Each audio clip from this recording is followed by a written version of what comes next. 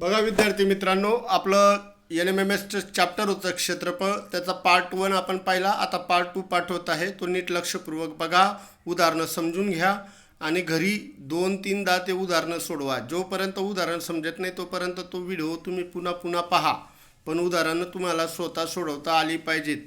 आताही प्रॅक्टिस करा रात्री आणि सकाळी पटकन उठा आणि सकाळी देखील व्यवस्थित समजून घ्या. आलं लक्षात? बेस्ट ऑफ लक. बघा विद्यार्थी मित्रांनो, आपल्याला NMMSचं आजचं हे पुढचं टॉपिक आहे, पार्ट 2 आपण घेतोय. याच्यातला 10वा प्रश्न आहे. काय आहे? एका समभुज त्रिकोण व चौरस यांची परिमिती सारखी आहे. म्हणजे त्रिकोण आणि चौरस यांची परिमिती काय आहे? सारखी दिलेली. चौरसाच्या कर्ण 9 कर्णी चिन्ह 2 सेंटीमीटर असेल तर त्रिकोणाचे क्षेत्रफळ काढा. आता आपल्याला त्रिकोणाचे क्षेत्रफळ डायरेक्ट काढता येणार नाही. पहिले चौरसाच्या कर्ण दिलेलं आहे, मग त्याच्यावरनं आपल्याला चौरसाचे क्षेत्रफळ काढावं लागेल. चौरसाच्या कर्ण दिला असेल तर चौरसाचे क्षेत्रफळ काढायचे वेगळं सूत्र आहे. आपल्याला जनरली आपण चौरसाचे क्षेत्रफळ म्हणजे काय, बाजू गुणिले बाजू किंवा बाजूचा वर्ग असं वापरतो. पण अजून चौरसाचे क्षेत्रफळ काढायचे सूत्र आहे. त्याने इथं तुम्हाला मार्ग दाखवला होता, कर्ण दिलेला आहे. म्हणजे चौरसाचे क्षेत्रफळ बरोबर काय सूत्र आहे? चौरसाचे क्षेत्रफळाचं 1 कर्ण चिन्हात 2 गुणिले कर्ण आणि हे सर्व कंसात आणि या कंसाचा वर्ग असं सूत्र आहे चौरसाच्या क्षेत्रफळाचं. मग याच्यात किमती टाका, कर्ण दिलेला आहे त्याच्यावरनं चौरसाचे क्षेत्रफळ निघेल. मग 1 छेद कर्ण चिन्हात 2 गुणिले कर्ण काय 9 कर्ण चिन्हात 2 याचा वर्ग. आलं लक्षात? आता बघा, एकाचा वर्ग, आता हे कंसाला मोकळं करतोय आपण. एकाचा वर्ग 1 कर्ण चिन्हात 2 आहे, त्याचा वर्ग कर्ण चिन्हात 2 गुणिले कर्ण चिन्हात 2 म्हणजे फक्त 2 येईल. आलं लक्षात? 9चा वर्ग 81, पुन्हा इथं कर्ण चिन्हात 2 आहे आणि त्याचा वर्ग म्हणजे फक्त 2 येईल. आता खालचा 2 गेला, वरचा 2 गेला, काय राहिलं? फक्त 81. मग चौरसाचे क्षेत्रफळ काय आलं? चौरसाचे क्षेत्रफळ बरोबर 81.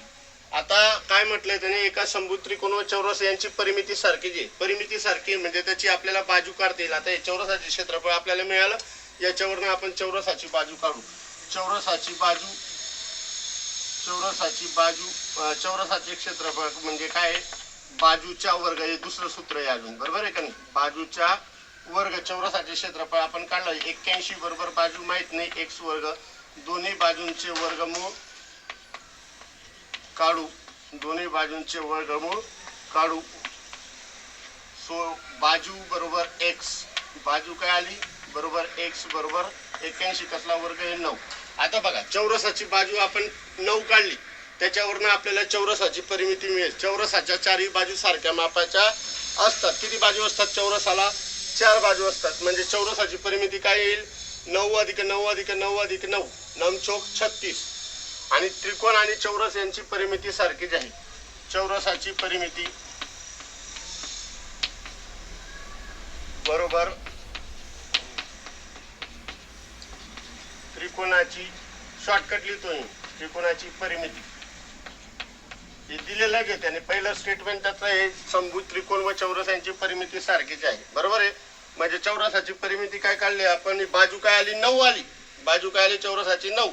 मग 9 गुणिले 4, 4 बाजू आहेत ना चौरसाला, 9 चौक 36. म्हणून त्रिकोणाची परिमिती पण काय येईल? 36. त्रिकोणाची परिमिती बरोबर 36. आता त्रिकोणाला किती बाजू आहेत? चौरसाला 4 होत्या, त्रिकोणाला किती आहेत? 3 आहेत. आणि त्या कशा आहेत? समभुज आहे, म्हणजे सारख्या मापाच्या आहेत. म्हणून एक बाजू आपण काढू. त्रिकोणाची एक बाजू बरोबर काय करावं लागेल? 36 परिमिती. 36 परिमिती म्हणजे या तिघ बाजूंची बेरीज 36 आहे. आपल्याला एकच बाजू पाहिजे म्हणून 36/3 करावा लागेल. तर त्याचं उत्तर येईल 12 12. त्रिकोणाची बाजू आपल्याला भेटते. आता बघा, त्याने विचारलेलं काय आहे? तर त्रिकोणाचे क्षेत्रफळ काढा. समभुज त्रिकोणाचे क्षेत्रफळाचं सूत्र आपल्याला माहिती आहे. आपल्याला आता समभुज त्रिकोणाची बाजू भेटलेली, ही बाजू त्या सूत्रामध्ये टाकली म्हणजे क्षेत्रफळ आलं. मग समभुज त्रिकोणाचे क्षेत्रफळ बरोबर काय आहे? कर्ण चिन्हात 3/4 गुणिले बाजूच्या वर्ग. बरोबर आहे? कर्ण चिन्हात 3 जसा तसा 4 जसा तसा, बाजू काय 12 गुणिले 12. हा 4 एका 4, 4 त्रिक 12, बरोबर आहे. 12 गुणिले 3, 12 त्रिक 36, म्हणजे काय आहे 36 करणी चिन्हात 3 हे समभुज त्रिकोणाचे क्षेत्रफळ आलेलं आहे. Option number 1. बघा, आपलं टार्गेट काय आहे ते टार्गेट नीट लक्षात घ्यायचं. आपल्याला काढायचे समभुज त्रिकोणाचे क्षेत्रफळ. मग समभुज त्रिकोणाचे क्षेत्रफळाचे सूत्र आपल्याला माहिती, करणी चिन्हात 3/4 गुणिले बाजूच्या वर्ग. म्हणजे आपल्याला बाजू माहिती पाहिजे समभुज त्रिकोणाची, पण आपल्याला बाजू त्याने दिलेली नाहीये कुठंच. मग आपण काय केलं, पहिले त्याने जो रस्ता दाखवला होता त्या रस्त्याने गेलो, त्याने कर्ण दिला होता, त्या कर्णावरनं चौरसाचे क्षेत्रफळ काढलं. चौरसाच्या क्षेत्रफळावरनं आपण चौरसाची बाजू काढली. चौरसाच्या बाजूवरनं चौरसाची परिमिती काढली आणि चौरसाची परिमिती त्रिकोणाची परिमिती सारखीच होती. म्हणजे याच्यावरनं आपण त्रिकोणाची बाजू काढली आणि त्रिकोणाची बाजू काढल्यानंतर आपण त्रिकोणाच्या क्षेत्रफळाच्या सूत्रामध्ये ती बाजूची किंमत टाकली आणि उत्तर काढलं. बघा, स्टेप थोड्याशा जास्त होत्या पण इंटरेस्टिंग उदाहरण होतं. आलं लक्षात? ओके, चला पुढचं पाहूया. बघा, 11वा उदाहरण आहे. एक आकृती दिलेली आहे, त्याच्यामध्ये त्रिकोणामध्ये त्रिकोण ए मधला भाग रंगवलेला आहे, रेखांकित भाग आहे. त्रिकोण ABC हा समभुज त्रिकोण आहे आणि त्रिकोण PQR हा देखील समभुज त्रिकोण आहे. आलं लक्षात? आता बघा, आकृतीमध्ये रेखांकित भागाचे क्षेत्रफळ 16 करणी चिन्हात 3 हा जो रेखांकित भाग आहे सर्व, याचं क्षेत्रफळ आपल्याला दिलेलं आहे. आलं लक्षात? आणि याची बाजू दिलेली ABC ची 10 10 10 10 10 बाजू, म्हणजे आपण काय समभुज त्रिकोण आहे. मग आता या त्रिकोणाच्या काय काढायचंय आपल्याला, PQR ची बाजू काढायची. मग आता बघा, हे आपण मोठ्या ABC चे क्षेत्रफळ काढलं, त्या क्षेत्रफळामधून या रेखांकित भागाचे क्षेत्रफळ जर वजा केलं तर आपल्याला PQR चे क्षेत्रफळ मिळेल. आणि PQR चे क्षेत्रफळ जर मिळालं तर त्या क्षेत्रफळावरनं आपल्याला PQR ची कुठलीही बाजू काढता येईल. चला मग आपण पहिले त्रिकोण ABC इकडे घेऊया. त्याला त्रिकोण ABC चे क्षेत्रफळ. आता कुठला त्रिकोण आहे? समभुज त्रिकोण आहे, सारख्या आहेत तिघ बाजू. करणी चिन्हात 3/4 गुणिले बाजूचा वर्ग, बरोबर. काय करणी चिन्हात 3/4 जसा बाजू काय 10 गुणिले 10, 10 10 100, 100 भागिले 10, 4 म्हणजे 25, 2 दुणे 4, 2 पंचे 10, पुन्हा 2 1 2, 2 पंचे 10, 5 गुणिले 5 25, करणी चिन्हात 3. काय उत्तर आलं त्याचं? 25 करणी चिन्हात 3. कसलं क्षेत्रफळ काढलं आपण? Area of triangle ABC. ABC चे क्षेत्रफळ आपण काढलं. आता आपल्याला PQR चे क्षेत्र, याने रेखांकित भागाचे क्षेत्रफळ दिलेलं आहे आणि त्याच्यावर PQR चे क्षेत्रफळ आपल्याला काढता येईल. मग त्रिकोण PQR चे क्षेत्रफळ बरोबर काय? कसलं क्षेत्रफळ? ABC मधून रेखांकित भागाचे. त्रिकोण ABC चे क्षेत्रफळ वजा कसलं आहे? रेखांकित भागाचे क्षेत्रफळ, बरोबर आहे. त्रिकोण ABC चे क्षेत्रफळ काय काढलं आपण? 25 करणी चिन्हात 3 आणि रेखांकित भागाचं काय दिलेलं आहे? वजा 16 करणी चिन्हात 3. 25 मधनं 16 गेले, 16 आणि 4 20 आणि 5 25, किती आलं? 9 करणी चिन्हात 3. काय लक्षात?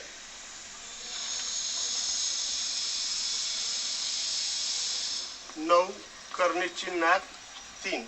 हे कसलं क्षेत्रफळ आलं? PQR चं. त्रिकोण PQR चे क्षेत्रफळ. आता हा PQR पण काय? समभुज त्रिकोण आहे, कारण हा मधला समभुज आहे, त्याच्यात हा अंतर्भूत आहे म्हणून हा पण समभुज त्रिकोण आहे. मग समभुज त्रिकोणाच्या क्षेत्रफळाचं सूत्र वापरायचं. समभुज त्रिकोणाचे क्षेत्रफळ बरोबर काय आहे? करणी चिन्हात 3/4 गुणिले बाजूचा वर्ग. बाजू विचारली ना आपल्याला म्हणून आपण हे सूत्र वापरतोय, ना तर क्षेत्रफळ आपण काढून घेतलं. बाजू विचारली म्हणून आपल्याला सूत्र वापरावं लागते. आता PQR चे म्हणजे क्षेत्रफळ आपण काढलं. काय?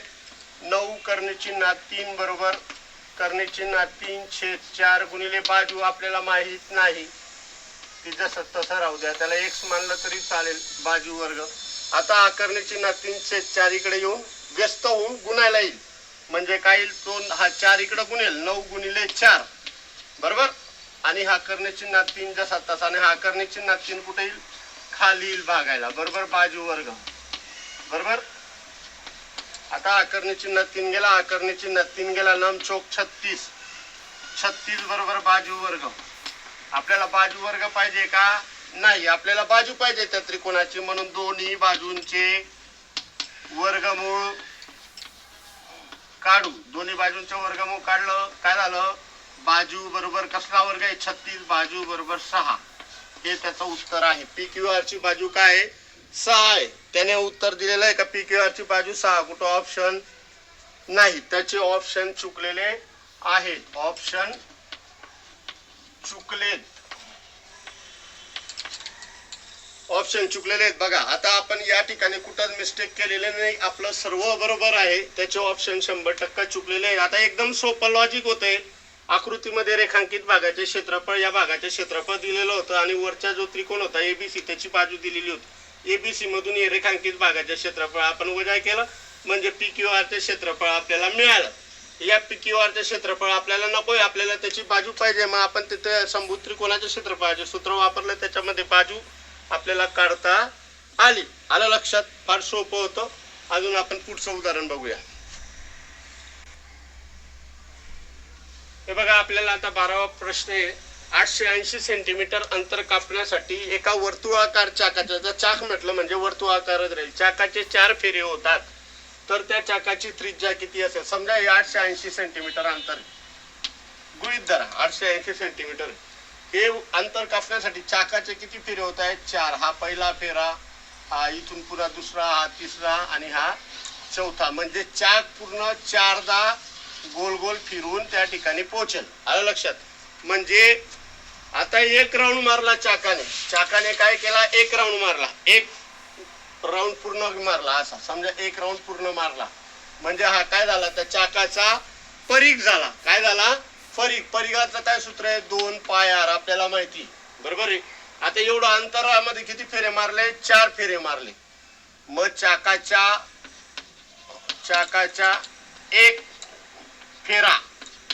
एक फेराला किती अंतर येतं ते काढायचं, किंवा परीघ. आता 1 फेरा मारेल म्हणजे तो किती अंतर जाईल, त्याच्या परिघा एवढं अंतर जाईल. चाकाच्या 1 फेरा किंवा परीघ बरोबर काय, 880 भागिले 4, कारण 4 फेरे मारलेले आहेत. आता 1 फेरा आपल्याला काढता येईल. काय येईल, परीघ आपल्याला काढतोय आपण. आता परीघ बरोबर काय येईल, मग परीघ बरोबर काय, 4 दुने 8, पुन्हा 4 दुने 8, आणि हा 0 जसा तसा 220 आला. आता आपल्याला काय विचारली, चाकाची त्रिज्या विचारली. परिघाचे सूत्र आहे 2 पाय आर, आर म्हणजे रेडियस, रेडियस म्हणजे त्रिज्या. हे सूत्र वापरलं, परीघ आपण काढलेला आहे, तर रेडियस आपल्याला भेटेल. सो परीघ बरोबर 2 पाय आर, परीघ आपण काढला 220 बरोबर 2 गुणिले पाय, पायची किंमत काय आहे, पायची किंमत 22/7 किंवा 3.14, ही परफेक्ट किंमत आहे. याच्या व्यतिरिक्त दुसरी किंमत नाही. पायची किंमत 22/7 ठेवा किंवा 3.14 ठेवा. इथं आता आपल्याला उडवायचंय, इकडून तिकडं पाठवावं लागेल, म्हणून त्याला आपण 3.14 न ठेवता 22/7 ठेवतोय बरोबर आहे. आर आपल्याला माहित नाही, काढायचा आहे आर. आता 22 गुणिले 2 म्हणजे 44/7 झाला तो बरोबर. या अंशांचा गुणाकार 44/7 गुणिले आर बरोबर 220. आता याला इकडे पाठवावं लागेल, आर ची व्हॅल्यू काढायची. आर ला तो चिटकलाय, 7 भागतो, इकडे येऊन काय करेल, तो गुणेल, म्हणजे 220 गुणिले 7 भागिले 44 बरोबर आहे, बरोबर आर. 22 एक 22, हा 0 जसाचा तसा, 22 दुने 44 बरोबर. बे एक बे पंचे 10 बरोबर आहे. 7 5 35, आर ची किंमत काय आली, 35 आली. आर ची किंमत 35 कुठे दिलेलं आहे त्याने, ऑप्शन नंबर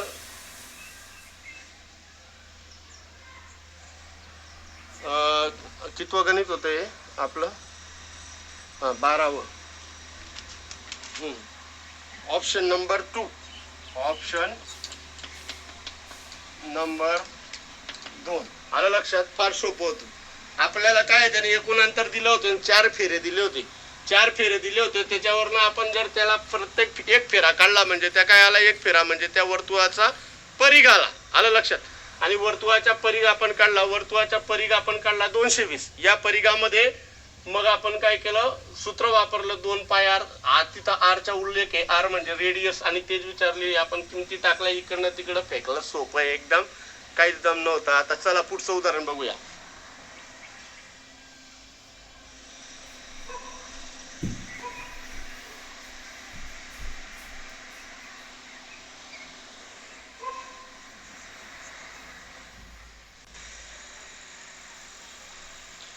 बघा आपलं पुढचं गणित आहे 13वं. एका बैलगाडीच्या चाकाचा व्यास 0.98 मीटर आहे, मीटर मध्ये दिलेला आहे, आणि बैलगाडीला 1.54 किलोमीटर अंतर कापण्यासाठी चाकाचे किती फेरे होतील. पहिले आपल्याला काय करावं लागेल, चाकाचा परिघ काढून घ्यावा लागेल. परिघाचं काय सूत्र आहे, 2 पाय आर. आर म्हणजे त्रिज्या माहिती पाहिजे त्या चाकाची. आता त्या चाकाचा व्यास दिलेला आहे, व्यास हा त्रिज्याच्या दुप्पट असतो. समजा हे चाक आहे, आता वर्तुळापासून जी रेषाखंड रेख निघते त्याला त्रिज्या असं म्हणतात, आणि या त्रिज्येच्या दुप्पट म्हणजे इकडनं हा सर्व डबल, इथं सेंटर आहे, तर हा काय झाला, त्याचा व्यास झाला. मग व्यास 0.98 आहे, मग 0.98 च्या निम्मे काय होईल, त्रिज्या होईल. बरोबर आहे का नाही. आणि त्रिज्या आपल्याला भेटली म्हणजे चाकाच्या आपण काय काढू, परिघ काढू. आलं लक्षात. आणि परिघ काढलं, त्या परिघाने जर या अंतराला भागितलं तर आपल्याला चाकाची एकूण फेरे भेटतील. ओके. मग आपण वर्तुळाच्या चाकाची त्रिज्या बरोबर काय, व्यास भागिले 2. त्रिज्या काय, व्यासाच्या निम्मे, व्यासाच्या निम्मे म्हणजे भागिले 2 आहे. व्यास काय 0.98 डिवाइड बाय 2 भागिले 2. 0.42 उरला 1 बेनम 18. 0.91 0.49 ही काय आली, त्रिज्या आली, रेडियस आली. आता आपल्याला परिघ काढायचे आहे. परिघ बरोबर काय, चाकाच्या परिघ बरोबर 2 पाय आर, हे सूत्र आहे. 2 जसा तसा. आता इथं पायची किंमत 22/7 घेऊन चालणार नाही, कारण आपल्याला इथं भाग द्यायचा नाही तर गुणायचे, म्हणून इथं पायची दुसरी किंमत आहे 3.14 ती घेतोय. आणि रेडियस आपल्याला माहिती आहे 0.49. या सर्वांचा जर गुणाकार केला तर याचं उत्तर येतं 3.077. आलं लक्षात. याचं उत्तर येतं, हा झाला त्या चाकाच्या परिघ. हा काय झाला, त्या चाकाचा परिघ 3.077 हा चाकाचा परिघ झाला. आता हे अंतर कशामध्ये दिलेलं आहे, परिघ आपला मीटर मध्ये आणि अंतर 1 किलोमीटर मध्ये. आता 1 किलोमीटर म्हणजे किती मीटर होतो, तर 1000 मीटर होतो. बरोबर आहे का नाही. मग याला मीटर मध्ये आपण कन्वर्ट करून घेऊ. अंतर कसं आहे, 1.55 किलोमीटर आहे, म्हणजेच किती येते, 1.54 म्हणजे किती मीटर येईल ते, याला 1000 ने जर गुणलं तर 1540 उत्तर येईल त्याचं. 1540 मीटर येईल. आलं लक्षात. 1540 मीटर आलं ते. आता आपल्याला काय करायचे, चाकाचे फेरे किती होतील. मग चाकाचे फेरे बरोबर काय येईल, एकूण दिलेलं अंतर भागिले चाकाच्या परिघ. अंतर किती दिलेलं आहे, 1540 लिहून घेऊ आपण. एकूण अंतर भागिले चाकाच्या परिघ, चाकाच्या काही परिघ. आलं लक्षात. एकूण अंतर दिलेलं आहे 1540. परिघ आपण काढला, काय काढला परिघ, 3.077. आलं लक्षात. 3.007. तर याचं जर तुम्ही डिवायडेशन केलं, भाग जर दिला याला, तर याचं उत्तर येतं 500. किती येतं, 500. चाकाचे फेरे बरोबर किती फेरे होतील, किती राऊंड मारेल तो चाक, असं किती जाईल, तर 500 राऊंड त्याचे होतील, 500 फेरे त्याचे होतील. आलं लक्षात. हे 500 उत्तर ऑप्शन नंबर किती आहे, 500 म्हणजे ऑप्शन नंबर 3. आलं लक्षात. फार सोपं असं उदाहरण होतं. बघा आपल्याला पहिले व्यास दिला होता, त्याने जे दिलंय तिथंच तो मार्ग दाखवतो. व्यास दिलेला आहे त्याने, व्यास दिलेला आहे म्हणून आपण त्याच्यावरनं त्रिज्या काढू, कारण त्रिज्या व्यासाच्या निम्मे आहे. त्रिज्या काढली म्हणजे आपण काय काढला, त्या चाकाचा परिघच काढून घेतला. चाकाच्या परिघाने जर त्या अंतराला एकूण भागलं तर त्याचे एकूण फेरे किती होतात ते काढणं सोपं होतं. आलं लक्षात. चला आता पुढचं उदाहरण बघूया.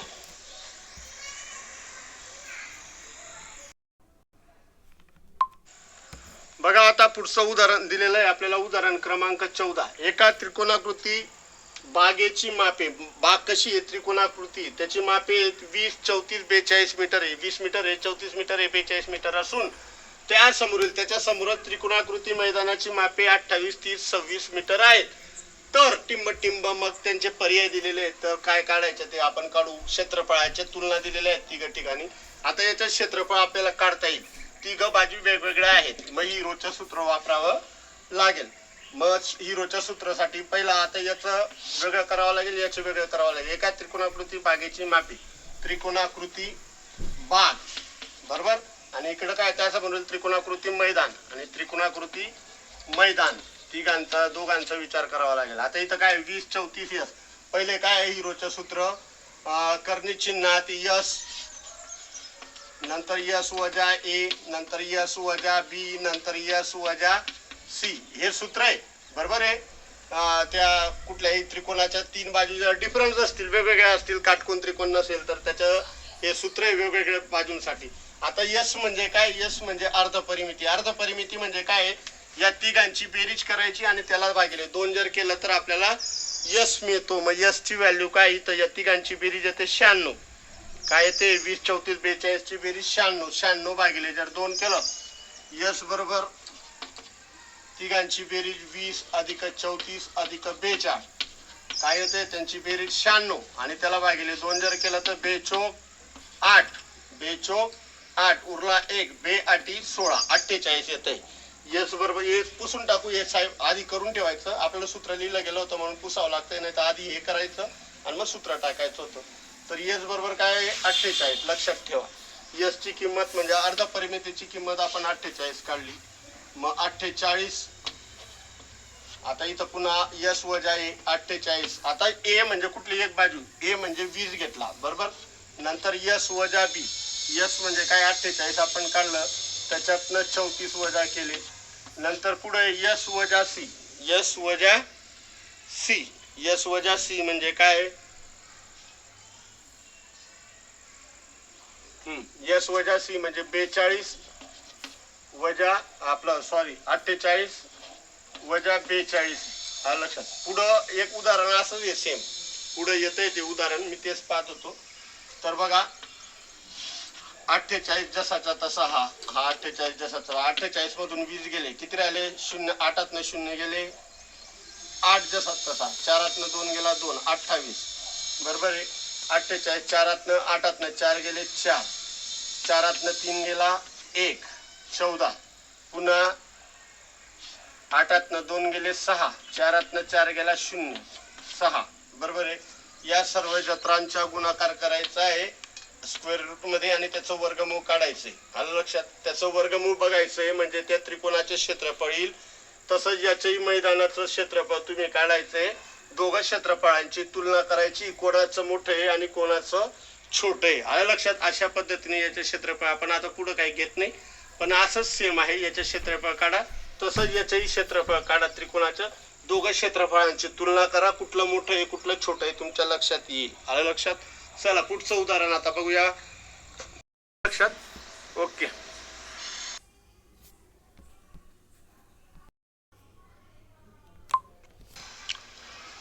बघा आपलं पुढचं उदाहरण आहे एक्झाम्पल नंबर 16. उदाहरण क्रमांक 6.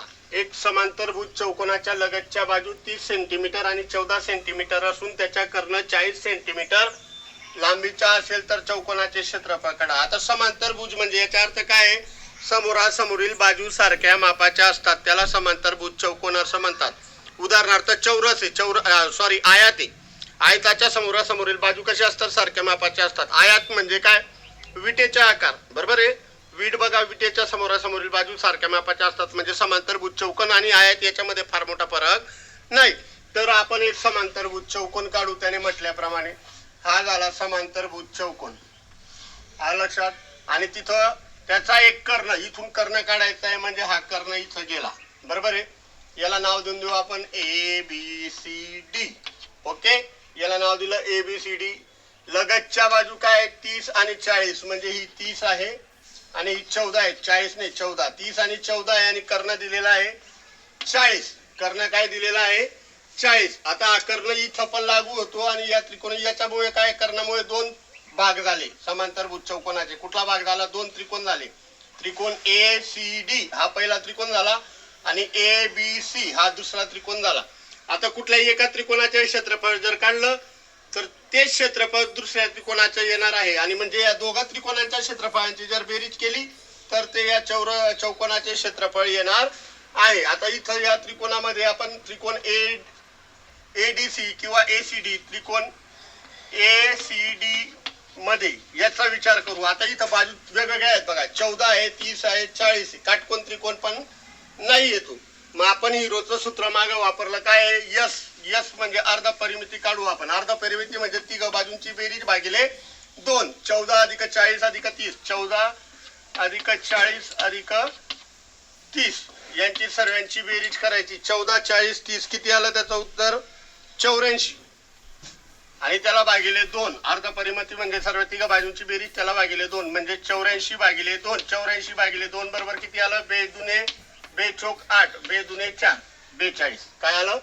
42. यस काय आलं? 42. अर्ध परिमिती 42. मग आता आपण पुन्हा हिरोचं सूत्र वापरू. त्रिकोण एबीसी चे क्षेत्रफळ, त्रिकोण